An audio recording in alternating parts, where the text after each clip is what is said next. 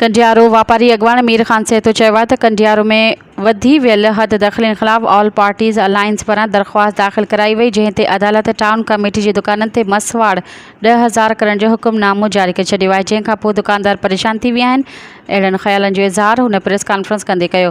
मीर ख़ान सेतो जो चवणु हो त असां सिंध हाई कोर्ट सख जे वकील चौधरी इफ़्तिख़ार अहमद अराई जे मार्फत अपील दाख़िल कराई आहे ऐं असांजी कोशिशि आहे त अदालत हिन केस खे ॿीहर ॿुधी ऐं दुकानदार खे कुझु रिलीफ ॾिनो वञे। असांखे अदालत मां इंसाफ़ जी उमेदु आहे। हुन चयो त कुझु मफ़ाद परस्त माण्हू टाउन ऑफिसर ख़िलाफ़ अजाई वावेला करे रहिया आहिनि ऐं मथस इल्ज़ाम हणी रहिया आहिनि त टाउन ऑफिसर हथरादू मसवाड़ वधाए दुकानदारनि सां नाइंसाफ़ी कई आहे, पर इन ॻाल्हि में का बि सदाकत न आहे। असां हर वक़्तु दुकानदार सां गॾु बीठा आहियूं ऐं बीठा रहंदासीं। असां दुकानदारनि खे कंहिं बि तकलीफ़ में विझणु नथा चाहियूं। जेके पाण खे हीरो करण लाइ अजाई वावेला करे रहिया आहिनि, उन्हनि खे कुझु बि हासिलु न थींदो। मज़ीद ख़बरनि ऐं तफ़सीलात लाइ विज़िट कयो असांजी वेबसाइट www.awamiNewsHD.com ऐं ॾिसंदा रहो अवामी न्यूज़ HD।